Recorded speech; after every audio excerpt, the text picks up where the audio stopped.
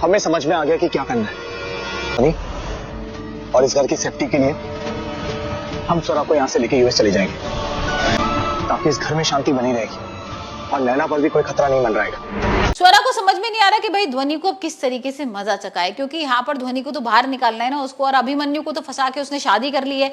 यहाँ पर देवरानी बन गई है स्वरा की। अब वेदांत बात भी नहीं कर रहा उससे, उसको लग रहा है कि अब जिस तरीके से ध्वनि ने शादी की है ना वो सिर्फ स्वरा की वजह से की है, नहीं तो यहाँ पर स्वरा अगर कुछ ऐसा कहती नहीं तो भाई ध्वनि शादी नहीं करती। हम इस घर को बचाना चाहते हैं। हेलो, कोई जरूरत नहीं है तुम्हें ये रिस्पॉन्सिबिलिटी अपने कंधों पे लेने की। अगर कुछ करना ही है तो हम सबकी लाइफ में कोई नई प्रॉब्लम क्रिएट मत करना। काश हम ऐसा कुछ कर पाते कि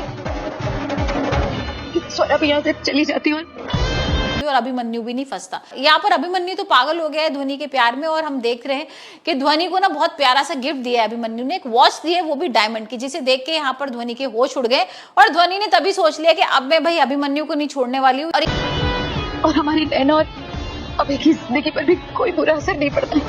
बेटा वेदांत, तुम स्वरा के साथ यूएस जाने की तैयारी करो। यहाँ पर उसे लगता है कि सारी जितनी प्रॉपर्टी है ना जो भी इन लोगों की है वो सब ध्वनि के नाम पर यही कराने वाला है, तो यहाँ इसको तो छोड़ने वाली नहीं है। और वहीं हम देख रहे हैं कि ये और कोयल मिलकर ना बनाते हैं बड़ा प्लान, क्योंकि इनको लग रहा है कि भाई स्वरा अब कुछ ना कुछ और करेगी। यहाँ पर स्वरा ने कर ही दिया है कि प्लीज सिर्फ एक शक की बुनियाद पे इतना बड़ा फैसला मत लीजिए।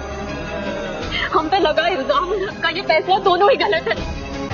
स्वरा ना दादी को ठीक कर देती। अब वो दादी जो इतने सालों से बोल नहीं पा रही थी, सिर्फ लेटी रहती थी, सिर्फ देखती रहती थी, यहाँ पर तो भाई वो बोल भी रही है, टीवी भी चला लिया है और यहाँ इशारे से बात भी कर रही है, और इशारे से उन्होंने कोयल का नाम भी बोल दिया है, और लेकिन ये नहीं बता पाई है कि कोयल को बोलना क्या है। हम ऐसा नहीं होने दे सकते। अगर हम पिताजी के साथ में यूएस चले गए तो असली गुनहगार को नहीं पकड़ पाएंगे। यहाँ पर कोयल और ध्वनि के बारे में उनको इतनी सारी चीजें पता है ना, और कोयल के बारे में सबसे ज्यादा पता है, वो तो सब जानती है प्रभा को किस तरीके से उसने निकाला था, क्या सारी चीजें की थी।